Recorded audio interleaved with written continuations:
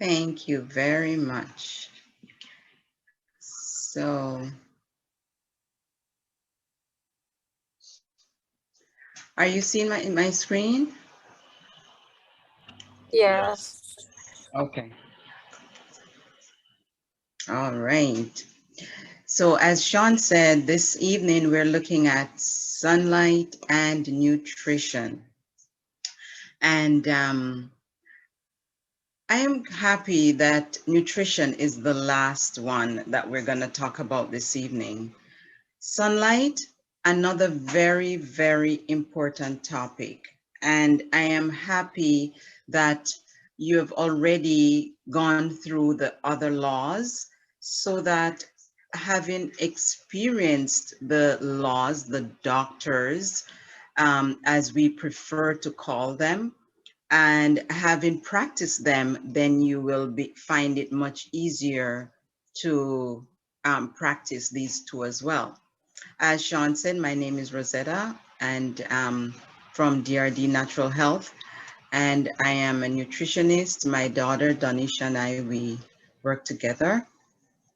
And before I start, I just want to put a disclaimer that the information is provided this evening is for educational purposes only, and it's not intended to diagnose, prescribe, treat, or replace the recommendation of your healthcare professional. So, the true remedies, as you have gone through them before, and this evening we're doing the two highlighted ones, sunlight and nutrition, which is stated here as proper diet. So everything in nature depends on sunlight, including you and me. And I am hoping that by the end of this presentation on sunlight, you will realize how important sunlight really is to our everyday life. So in Genesis 1:16, God made two great lights, the greater light to rule the day and the lesser light to rule the night. So sunlight is considered heaven's blessing. It's actually nature's antibiotic. And if you can at all, not now, assuming that you're all from in North America, but during the summer months, put your blankets, your pillows, your sheets, your everything, put it outside in the sun. And at the end, it has a very unusual, but to me, a wonderful smell. And in the summer months, I don't use a dryer. I have a line outside and I just love the smell of my clothes when it dries in the sunlight. So sunlight helps to produce vitamin D. And vitamin D, you will find out, is very, very important to each and every one of us. We would all become ill without vitamin D. And it's one of nature's most powerful healing agents. And many of us are deficient in vitamin D. We just don't know it. Um, now, uh, how do I get rid of this screen here? Oops. All right, so what happens if you are vitamin D deficient? You will realize that calcium will not absorb properly if you are less than 30 nanograms per milliliter of vitamin D. And vitamin D is required to facilitate calcium absorption through the small intestines. Without vitamin D, we will have weak bones and weak teeth. Our immune system is lowered when we are lacking vitamin D. There is a higher risk of disease and many different types of diseases, as you will see a little later. There will be arthritic pains about the body, and we will have frequent cold and flu. Who are at risk of vitamin D deficiency? The elderly, and that's persons over 70. Once they're over 70 years, they are absorbing only 25% of the vitamin D or the sunlight that they are exposed to. So persons over 70 years old need to ensure that they are getting enough vitamin D. And I didn't see anyone on over 70, but most of us have parents and grandparents who could be in that age bracket. Young children are also at risk because if their parents are not taking them outside, then they're not going outside. The chronically ill and the malnourished, they are in institutions, so they are usually at risk of being vitamin D deficient.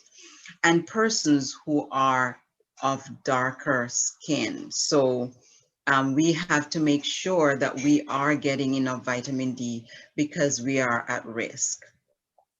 So vitamin D, when the sun hits our skin, it converts the cholesterol under the skin into pre-vitamin D, which is later converted into vitamin D that the body can use.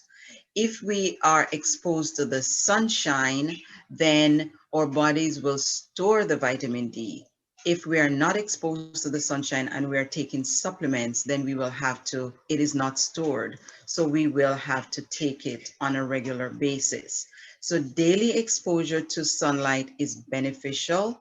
Women with breast cancer should increase their vitamin D because a majority of them are likely to have low vitamin D. So if someone has been diagnosed with breast cancer, it is quite likely that they are low in vitamin D.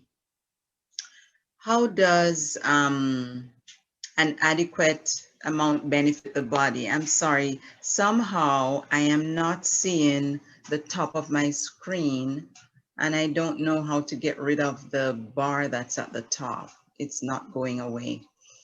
So I'm assuming that that one is how does adequate sunlight benefit the body? Okay, and here we have a list of ways that sunlight benefits the body. It helps to facilitate healthy bones, as we had mentioned before. The circadian rhythm is set with sunlight, as was discussed last night in rest. It helps to lower blood pressure by 8%. It decreases blood cholesterol. It lowers blood sugars. It increases our white blood cells, improves our deep breathing. Sunlight in the home will help to sterilize the home. It helps to boost the immune system.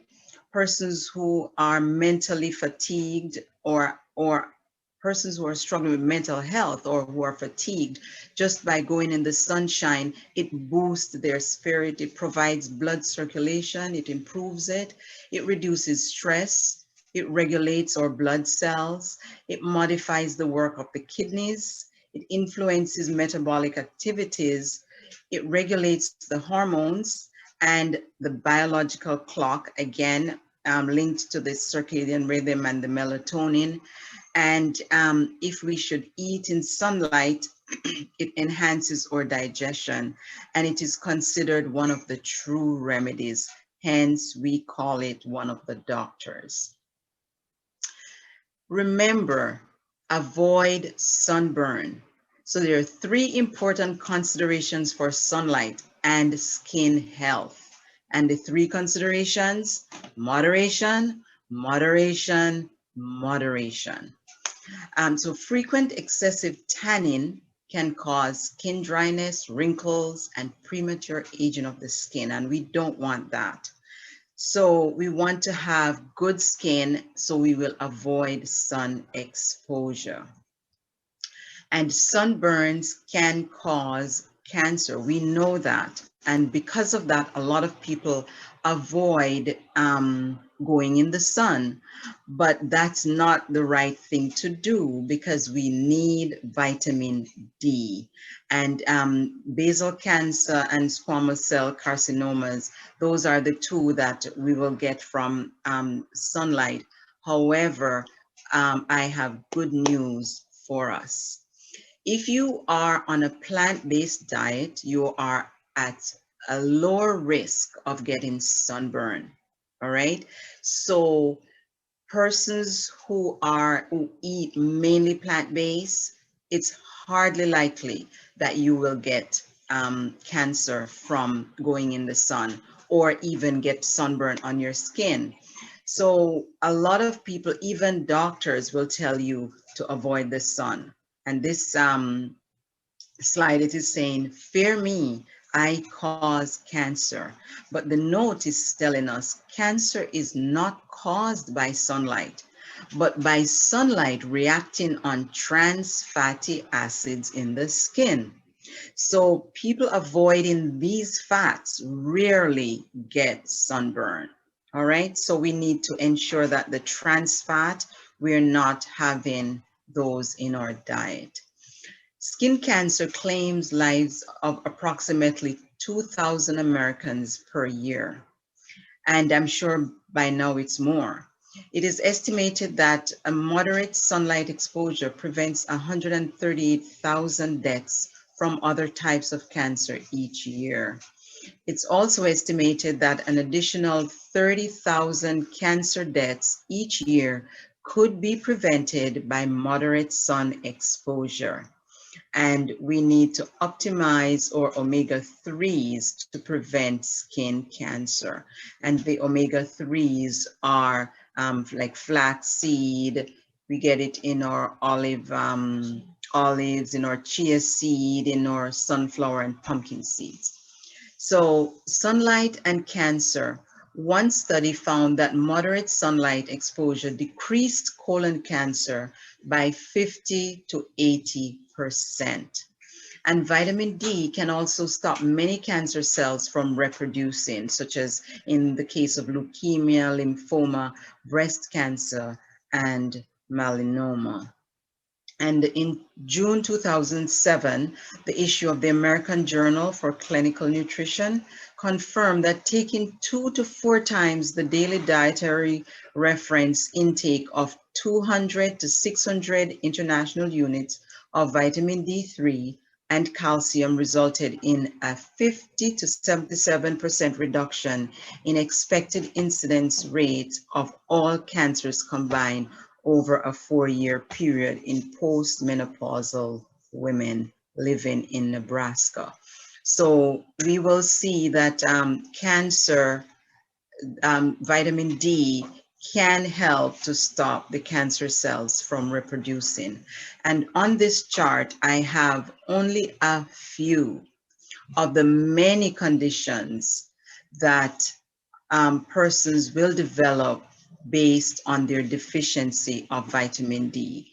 And I'm not going to go through the list, but I just want to point out that there are 18 different types of cancers that are directly linked to a deficiency in vitamin D. Ovarian cancer, eye cancer, liver, pancreas, skin, lung, endometrial, breast, just to name a few. And you can see all the other conditions that persons can have just by being deficient in vitamin D. So how much sunlight do you need? If you're a light-skinned individual, then you would need, like in this case, like a Caucasian, 7.5 to 15 minutes per day. If you're a darker skinned person, then you need 45 minutes to an hour and a half daily. And this you would try to get between 9 a.m. and 3 p.m. And you want to try to get it when the sun is like immediately above you. So if your shadow is longer than you are, then that's not a good time to get the sun. It's best to get it when your shadow is very close to you. And approximately 30 minutes a day, 3 times a week in direct sunlight is adequate for most Caucasians. However, for most of us who have darker complexion, we require a lot more. And some persons with fairer skin, they can start slowly, or if you've never been in the sun before, or you're always covered up under an umbrella when you're in the sun, then you might need to start slowly. So you wouldn't want to go out one day and that day you're sitting in the sun for an hour and a half. You wouldn't want to do that. And if you're exercising in the sunshine too, then that also counts. So there's a receptor site for vitamin D on every single cell of our bodies. And as you think about the presentations tonight and the ones that were done before, I want us to think of the cell, because sometimes we think of our entire body, but if you think of a cell, which lead to making up tissues, which will go to making organs, and organs will make up our systems, different systems we have in our bodies, and the different systems is what will make the rest of us, or entire body, then you will realize the importance of one cell. So there is a receptor site on every cell for vitamin D. So what does that mean? That means that each and every one of us need to have daily vitamin D. And when we're not getting enough, then we're gonna be in problems. And right now, when persons who are getting COVID, one of the things that happens is that it attacks the cells. The virus is attacking the cell, and if it gets to the cell before you get to start treating the situation, then it's going to block the vitamin D from entering the cell. So we need to be very mindful of that. When we're in the sun, we're not looking directly in the sun, but we don't want to be in sunglasses, right? Because it prevents the pineal gland from getting sunlight. And it is through the pineal gland or the pineal gland that our brain gets sunshine or sunlight. So we want to ensure that when we're going out in the sun, if you're going to be in the sun for a very long time, of course, you can wear your sunglasses, but if you're going out for your regular exercise or your regular sun. Okay, so in the US, these are the values that we are looking at for persons in the US. Persons in Canada, the values are different. And sorry for to the Canadians that are on the line, because I just figured that, you know, it's a US presentation, so I didn't put the Canadian figures. But if you fall in the first bullet, then you are in low normal range. And we don't want to be in low normal. We want to be in the high normal or even the optimal range. So the optimal range that we would want to be in is between 50 and 55 nanogram per milliliter to 70 to 80 nanogram per milliliter. That's the required, that's the best place to be. Now, there are some foods that are high in vitamin D, and I must first say that there are some types of fish that are also high in vitamin D. But the ones that I have here, and I didn't put the fish for the main reason that, you know, we're promoting a healthier lifestyle, so I didn't necessarily put the fish there. But fortified foods such as your cereals and your oatmeal, your plant-based milk and orange juice and soy milk, those are fortified with vitamin D. But as you can see, the amount is very, very low. And if you work 5 days for the week and you're working inside a building and you go to work, you leave home before the sun comes up, you get home when the sun goes down, and you're not going out into the sunshine at lunchtime, I am going to let you know that you are vitamin D deficient. And worse, we are all living north of the equator. So you want to make sure that your levels, you're not just living off 1 cup of orange juice and say, I'm getting my vitamin D for the day. That certainly is not sufficient. So if you're supplementing with vitamin D, these are 2 brands that will give you value for your money. And what do I mean by that? The one by Nature's Answer, that one is 4,000 IU per serving. And these products are in the US, and the one on the left is, that's the Nature's Answer 4,000 IU. That one is about $13 something US, I believe. And the one on the right, that's 5,000 IU per, that's per drop, right? So when you buy the one on the right, that's the blue bonnet one, that one is maybe $27 US. And even though it's more expensive, but if you look at the ml, one is 30 ml, one is 15 ml. So you're better off buying the one that is 5,000 IU, as you will get your money's worth from that one. So the Son of Righteousness, could it be that people have lost sight of another even more powerful light? Researchers at Dartmouth Medical School found that patients were comforted by their faith, and they were 200% more likely to live to be alive 6 months after open heart surgery versus those who found no comfort in religion. And truly, the light is sweet, and a pleasant thing it is for the eyes to behold the sun. That's Ecclesiastes 11 and verse 7.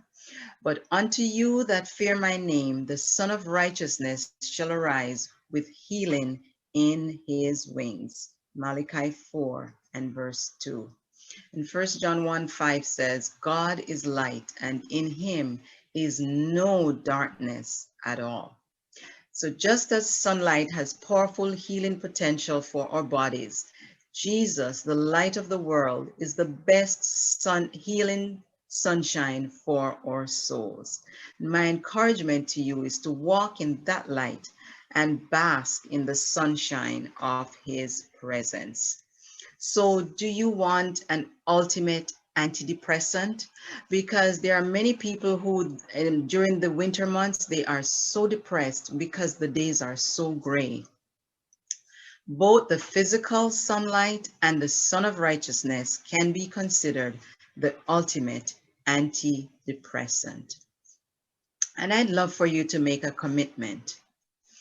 Knowing what you now know, this is what you're saying. So you're reading this. Knowing what I now know about sunlight, I purpose to get my daily amount of sunlight. And that's preferably in the months June, July, and August when the sun is at its peak. And during the other months to take a vitamin D3 supplement to maintain my health. I will open the window of my soul daily and let the sunlight of God's love in to illuminate my mind.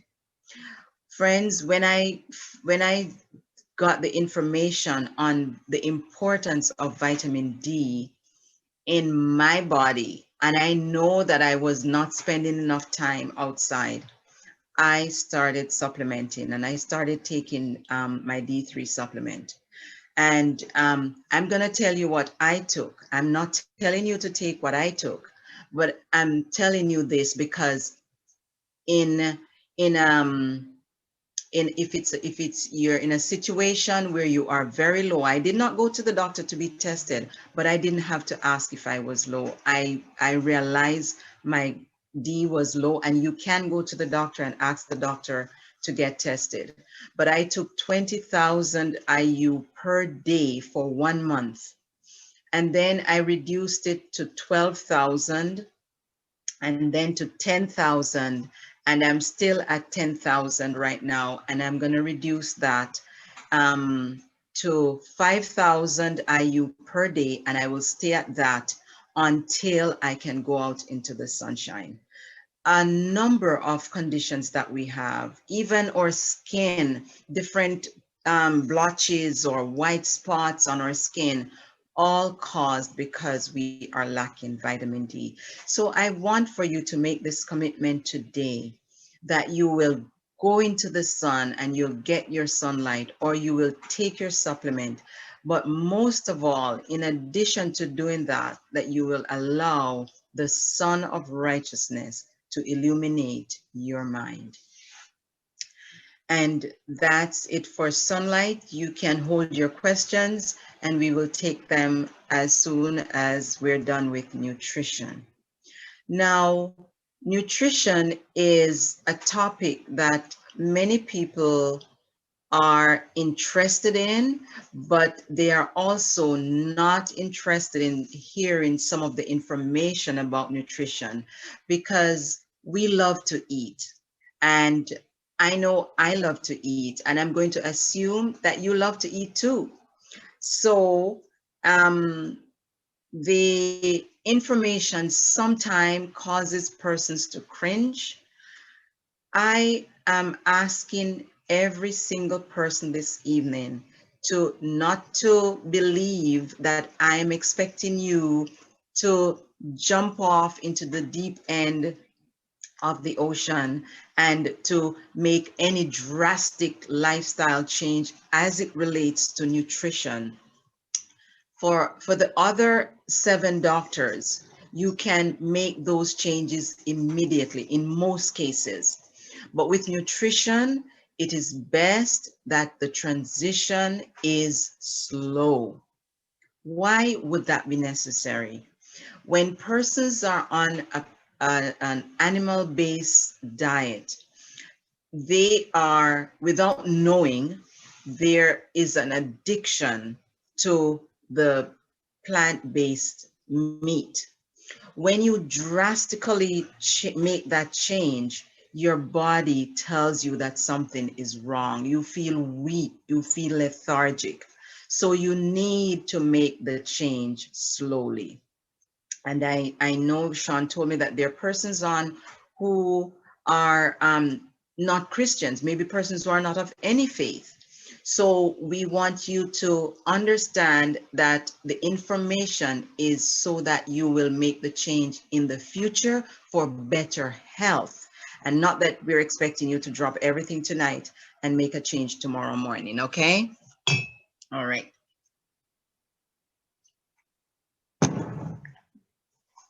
So grains, fruits, nuts, and vegetables constitute the diet chosen for us by our Creator. And if we look at the history of dietary for mankind through the Bible, we will see that the original diet that was given by God was in Genesis 1:29. There was a restorative diet that was given after sin, and this is in Genesis 3:18. An emergency diet was given after the flood, and that is in Genesis 9 and verse 4. And then there was a diet that was given for Israel. And for us, we also have a diet today. We are expected to go back to the Edenic diet. So the diet in Eden was the original diet. And that diet is, I have given you every herb bearing seed, which is a grain. So the ones in bracket, I added that. That's not in the text. That's a grain. And every tree in which there is the fruit of the tree yielding seed. So that's the fruit, and that's the fruit with the seed inside of it. To you that shall be meat. And meat here is referring to food, not meat like protein meat we eat, but to food. Then after the fall of man, there was the restorative diet. At that time, vegetables were added to the diet. And vegetables, we know, are herbs. And most, if not all, the prescriptions, the pharmaceutical drugs that are out there, they have some form of vegetables in them. So that was the restorative diet. And we know today that if we're sick, you can take some herbs, and that if you're having a stomach ache, you can get some ginger or some peppermint. That's the restorative diet that was given after man sinned. Then after the flood, there was the emergency diet. At this time, the permission was given to eat clean meat, but God still forbade the eating of meat with blood in it, and also with fat. So we were told that the meat or the flesh with the blood and the fat, we should not eat those. And those were given because, you see, man had become so sinful, and the eating of meat will drastically reduce lifespan. If you have studied the Bible, you will see how much, how we have declined over the years, from man living 969 years to now we're only given 70. And then the ideal diet for Israel was that they were permitted to eat meat of clean animals. However, they were still not supposed to eat fat nor blood. And today we know that most of the meat we eat still has the fat and the blood in it. Actually, that's what gives it the taste. And Leviticus 3:17 says that you shall eat neither fat nor blood. And then in the New Testament, we see where animals that were strangled, they should not eat animals that were strangled, because strangled animals, the blood did not run out of the animal, it stays inside of them. So there are foods that fight disease. And if I'm not sure if anyone has ever read the book, The China Study, but Dr. Colin Campbell and his son, who is also a doctor, they also amplified the fact that grains, fruits, nuts, and vegetables are the best diet for us to eat today, especially with all that's happening in the world, the way the animals are treated and the way they are fed and cared for. It's better to stick to the plant-based diet. So there are 6 major categories of nutrition, and I'm sure we all know them: carbohydrates, protein, fats, vitamins, minerals, and water. And 4, 5, and 6, we get those from our fruits or vegetables, and also water. You know, we get water by just drinking water.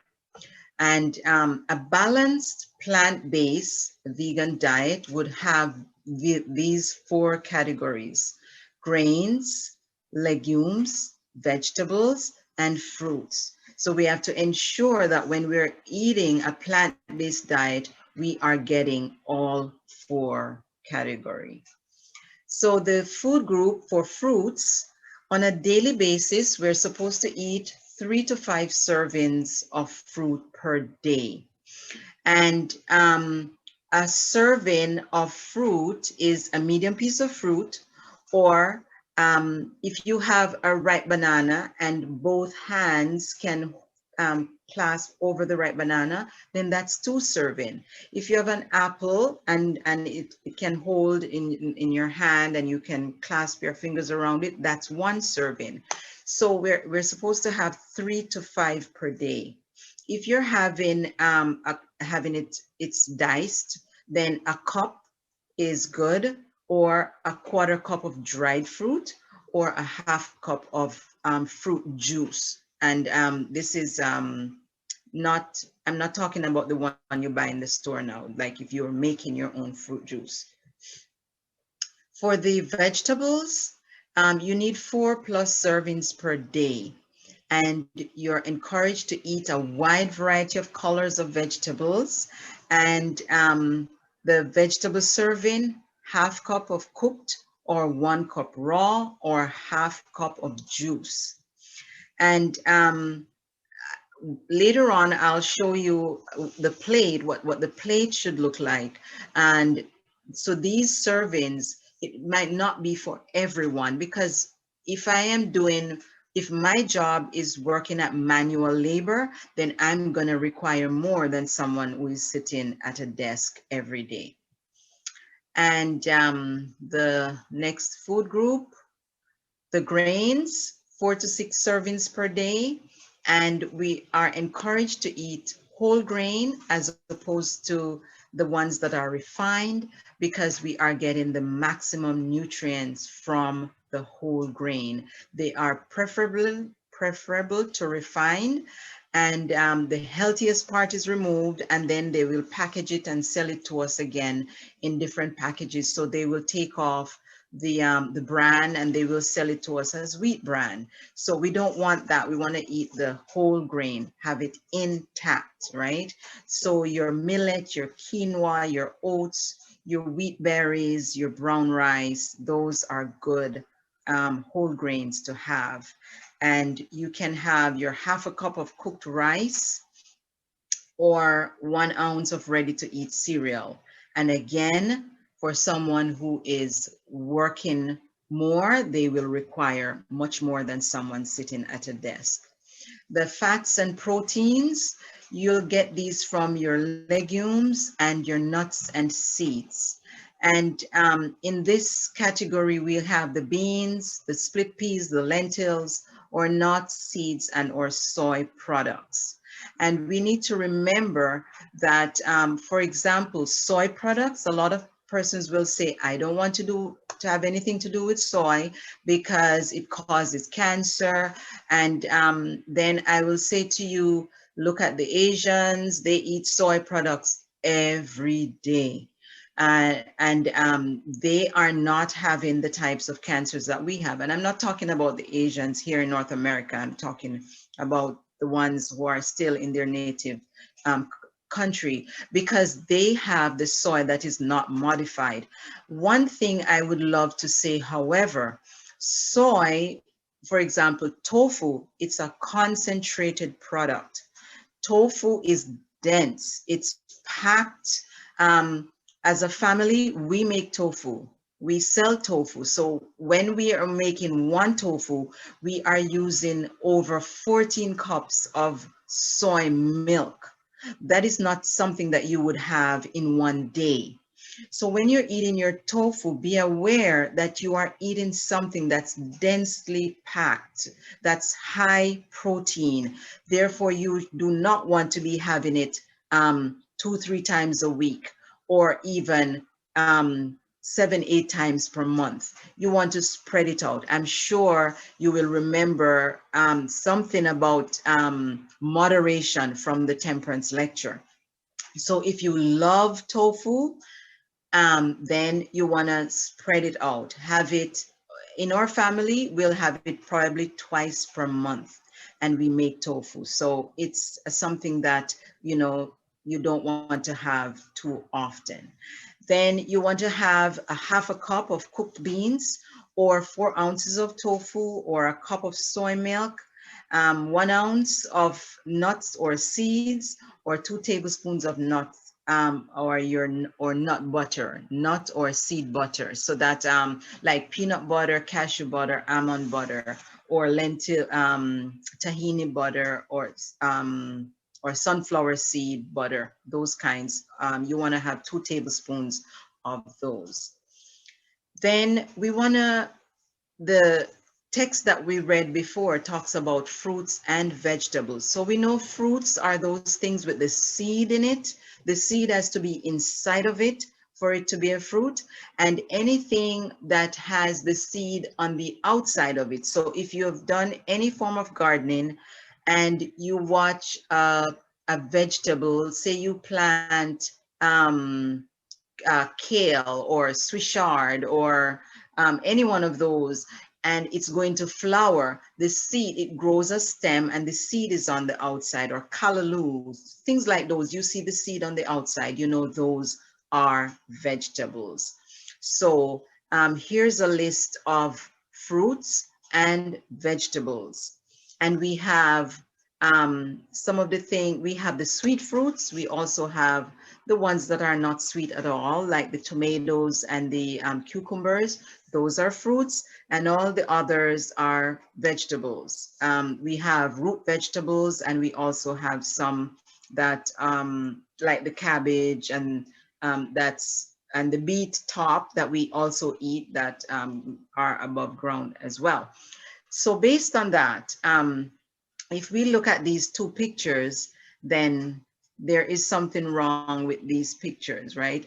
I just pulled these pictures from Google, because on the vegetables, you will notice that they have tomatoes and cucumbers and pumpkins. So the pumpkins, all the squash, the pumpkins, the squash, the cantaloupes, they are in one family, and they are all fruits. So on the one on the left, the pumpkin is on the vegetables, but the watermelon, which is in the same family, that is under fruit. So just so you know, fruits have the seed on the inside, like your ripe banana. These days, because they're genetically modified, persons are not seeing the seeds anymore on the inside. But if you look on the plantain, which is in the same family as the ripe banana, you'll see the seeds on the inside. So instructions on eating. For persons who have having stomach issues, it is best that you do not have fruits and vegetables at the same meal, because it causes disruption in the stomach, and it makes your stomach problem worse. So if you're having acid reflux or GERD or any form of digestive issues, it's best to have your fruits at one meal, your vegetables at another meal. For persons who have stronger constituents, who have no problem with their stomach, then you may want to go ahead and have your fruits and vegetables together. You want to have a variety, vary your diet. So eat different colors, because all the different colors comes with the different nutrient. And again, you want to eat whole grain. You want to avoid as best as possible sugars, and stick to natural sweeteners. So honey and maple syrup and dates and ripe bananas, and you can use ripe banana to sweeten your whatever it is you're doing, and raisins, prunes, things like those. But avoid especially the sugars. The cane sugar is a good sugar, but there are some fine sugars that they almost look like the granulated white sugar, and some of them, they are just the white sugar that they have put some molasses over. So you want to avoid those and ensure that you're getting organic sugar. So like the organic cane sugar, or go to the other natural sweeteners. Regularity, Sean mentioned that in his presentation. Our bodies love regularity. So you want to ensure that you have a set time to eat at the same time every day. And why would you want to do that? Your stomach acid will be produced at that time for your meal, and it will be stronger and ready to digest your meal. Avoid snacking between meals. Have your breakfast. Do not skip breakfast. It's your powerhouse as you wake up to keep you going through the day. Supper, you can avoid supper, but if you're taking supper, it should be light. It should be fruit, a banana or two, or it should be a slice of toast. No butter on the toast. So you could put some applesauce on your toast, for example. And the reason is, when you're taking supper, you're not going to use up that energy. So if you're eating dinner at 5, 6 o'clock and you're having a heavy meal, then you're putting a lot of burden on your stomach, and which is working through the night when it should be resting. And that was covered yesterday as well in the rest presentation. So you want to have no oil at your supper, because that takes very long to digest, which is why you wouldn't have any butter, any nut butter or anything at all on your toast. Avoid overeating. That was mentioned in your temperance lecture. Chew properly. That was mentioned too. It's very, very important, because for persons who are not chewing properly, you'll realize, and I hope that we're all looking behind us when we go to the bathroom. So when you're not chewing properly, then you will see residue in your feces, and that is not supposed to happen. Remember, our mouth is the only place that we have teeth, and our food is, the digestion starts in the mouth, especially for your carbohydrates, which is in your vegetables and your fruits as well. Your water, drink your water in between meals, not with your meals. Fasting is important. No cold drink or food. So no cold smoothie. If you're gonna make a smoothie and you take your fruits from the freezer and you're gonna use milk, warm the milk or use some warm water, because your stomach is not ready to accept anything cold. When anything cold goes into the stomach, it has to stay there until it is warmed up. By the time it is warmed up, it starts to putrefy. Basically, it starts to rot. Your body does not get the nutrient that you wanted to give it because the food was too cold. And if you're gonna have ice cream after your meal, even if it's plant-based ice cream, that's a total no-no, because again, it's gonna stop digestion on the food that was there before and cause problems. So you will end up with bloating and stinky gas, and you don't want to have that, right? And spacing your meals, you want to space your meals properly, and we will come to that. Now, this is a snacking study that was done, and it was done on some nurses at UC Pines. And this study showed that for person number one, so we have the normal breakfast that was given, then 2 hours later, and the results that happened after. So for person number one, they were given their breakfast and there was no snack that was given to that person. After 4.5 hours, their stomach was empty. Person number two had ice cream cone 2 hours after. 6 hours after that, there were residues still in the stomach. And you can see for all the other persons, they were given a sandwich, a pumpkin pie, a slice of bread with butter, and the person number 6 was given twice in the morning, and in the afternoon, they were given just a chocolate candy. 13.5 hours later, when they did the x-ray on the stomach, they had more than 1/2 of the morning meal was still in the stomach. So this is one reason why you will not want to snack. And if for whatever reason you are told by your health professional that you should have small meals, 6 small meals for the day, then please refer to this study. It is a no-no. Because at the end of the day, as you will see, you'll have residue still in your stomach. So irritants and I can't see the word, I'm so sorry. Promoters of digestive disorders. Oh, thank you. Promoters of digestive disorders. Hot peppers and spices. So we want to avoid hot peppers. Even cayenne. Cayenne pepper is very good. It's very good medicinally, but you don't want to cook your cayenne. If you're gonna take cayenne pepper, add it to your meal at the end of cooking or when you're at the table than cooking with it, because it will irritate your stomach, and spices will do the same thing. And some spices, by spices I'm referring to like nutmeg, cinnamon, those spices, they are irritants. However, we do use these things in case of someone has a medical concern, then we can use them medicinally, but we don't want to use them on a regular basis because they will irritate the stomach. The same thing will happen to alcoholic beverages. They are irritants and they will cause our foods to ferment. So we want to avoid those. We want to avoid anything with caffeine. Caffeine is, it stimulates, and anything that stimulates, especially late at nights for persons taking caffeine, they'll realize that it will keep them up. You don't want to have that happening to you. Milk, sugar, and egg combination is very bad. So it's best if you're someone that is taking egg, that you do not take it together with sugar and milk.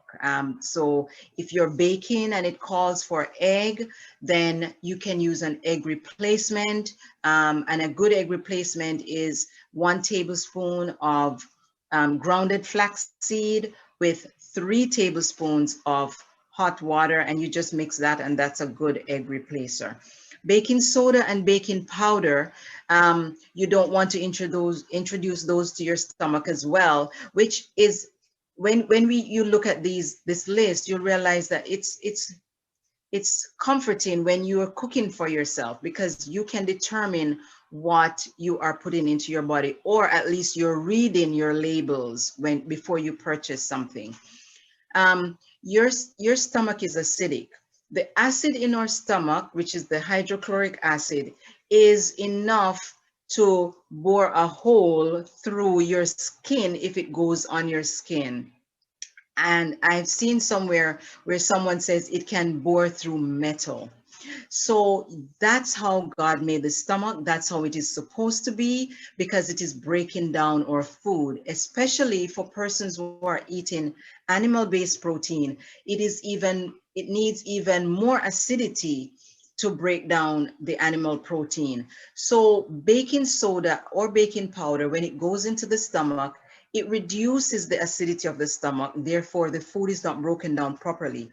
And we are so wonderfully made that when the acidic food leaves the stomach, the pancreas produces and releases bicarbonate soda, which is the same thing that's in the baking soda and the baking powder, so that the food going into the intestines is not acidic. So you don't want to consume foods with either of those two products.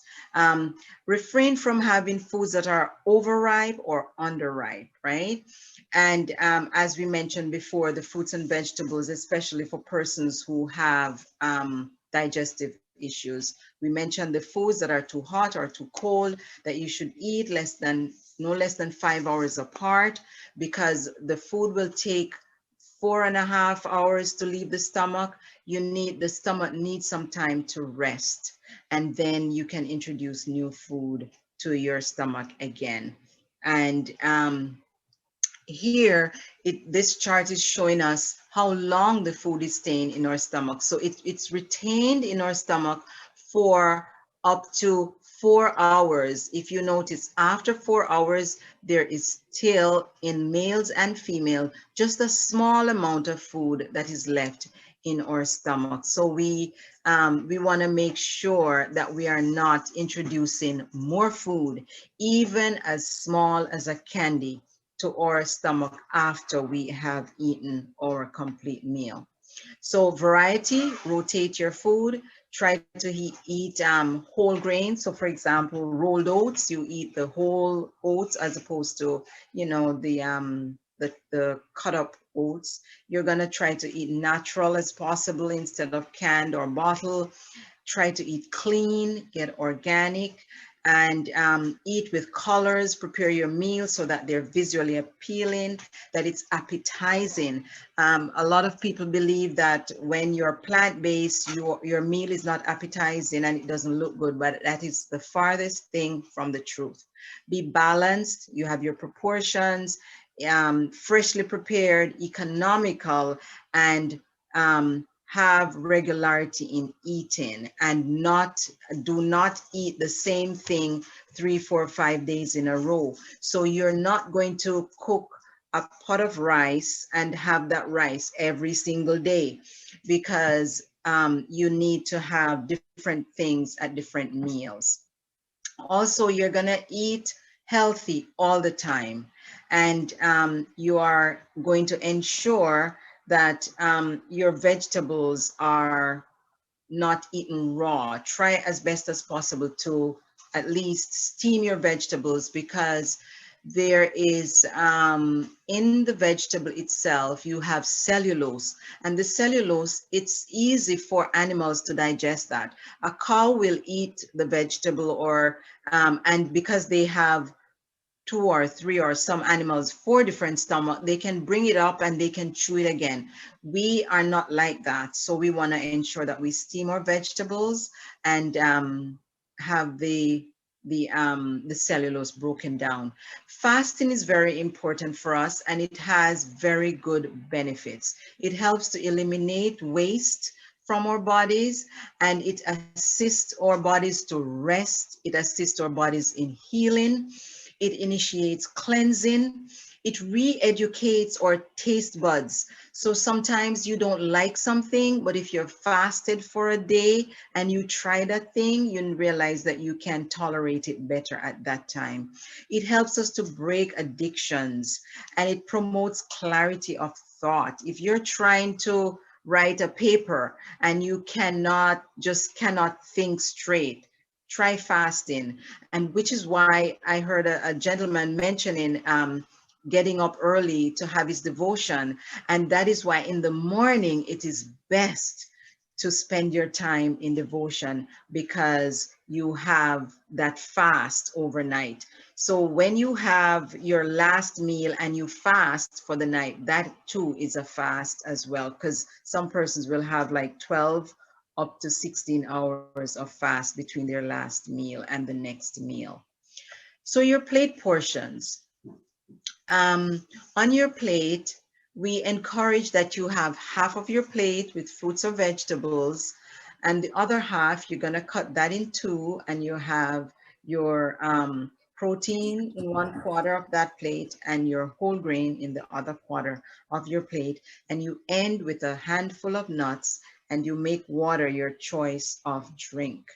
And this is the same thing again, just showing it in a different graph, but it's the same thing, that you have your plate that way. And when you eat like that, because the healing, remember the vegetables were given for healing, then you are healing yourself. And these are just some of the many nuts that you can have.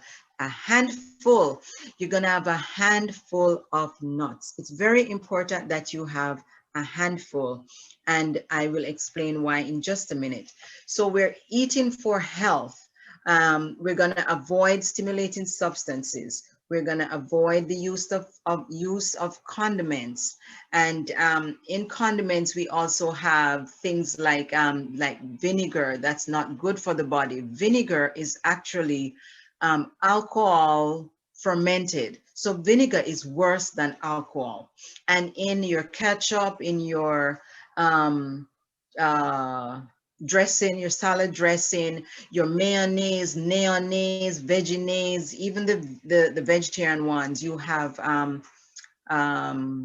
vinegar. So you want to stay away from that and replace your vinegar with lemon juice. Phytic acid, that's one reason why you want to have a handful of nuts, because nuts are high in fat, and nuts contain phytic acid.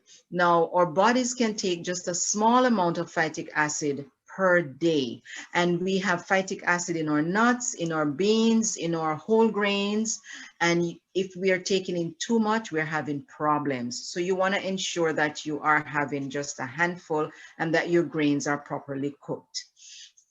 And it's best, if you can, to eliminate animal-based products. If you can't, then you ensure that they are properly prepared and that they are properly cooked. And as best as possible, that the blood and the fat is removed. Use whole grain, avoid canned foods, because the aluminum leaches into the food that are in the can. So you have canned foods for emergency only.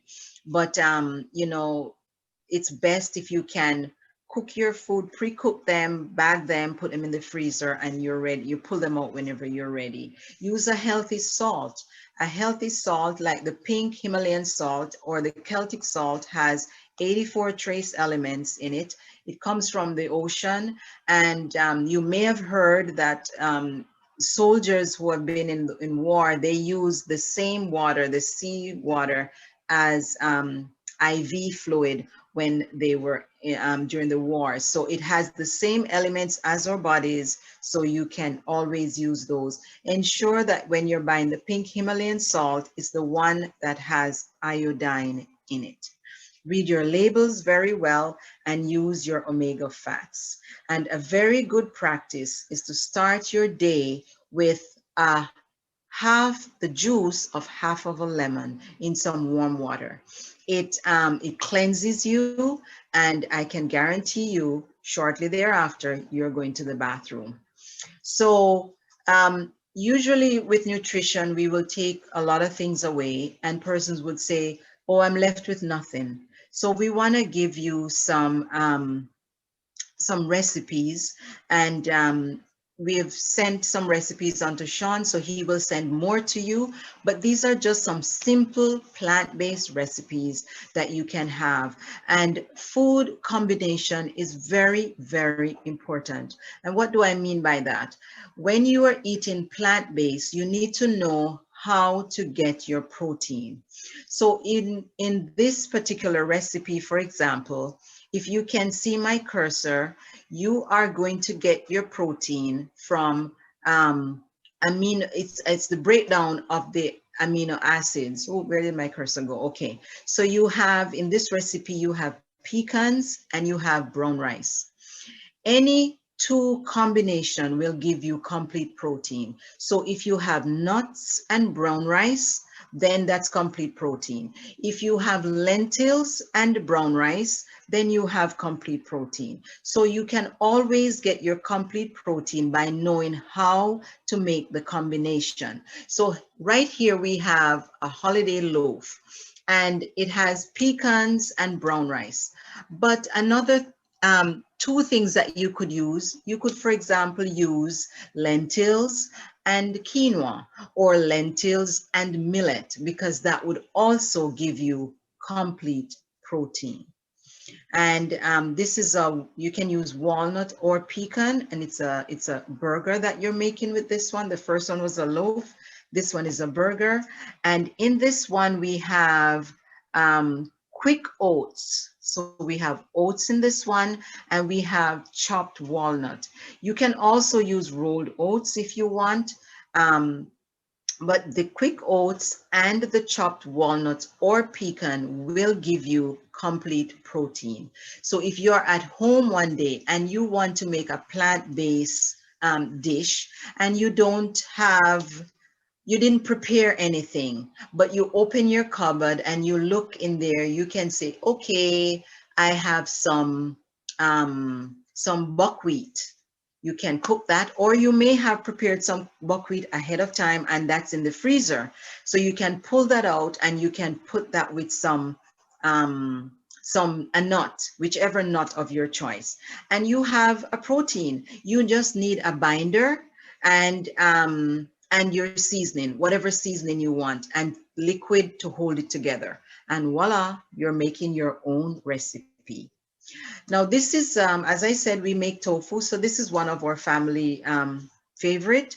And I think I did this maybe a week ago. We had, we prepared this dish, and that was the first in a long time. So you can enjoy this recipe as well. This is a tofu recipe. It has, before I used to call it rainbow tofu, but now I call it happy tofu, because it has lots of colors in there, and you can add other things in it to give you different colors. We have the bell peppers, the orange and the red, and we have the purple onion. Oh, the onion should be purple, okay? I forgot the onion. Oh, I do have it there, onion, the purple onion, okay. Don't overcook the purple onion so that the color goes away. And we're giving you a cheese sauce as well. And now we're off to our commitment. With the knowledge I now have, this is what you're reading. You are reading this to yourself. With the knowledge I now have about the importance of proper diet, I purpose to eat for health and healing at all times. Abide by the principles of proper food combination so that I can get the maximum nutrients from my food. And daily to eat to the glory of God.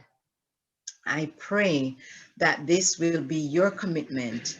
There is a lot more that we could say, but time does not permit. But I encourage you to commit to eat for health. Purpose in your heart that everything you put in your mouth, you will say, I am eating for health. I am eating so that I will not have diabetes. I'm eating so I will not have hypertension and all the other medical conditions that you can think of. Thank you very much. I encourage you to start your journey towards better health today. And this is how you can contact us. And our website is almost finished. So I put the website there as well. Thank you.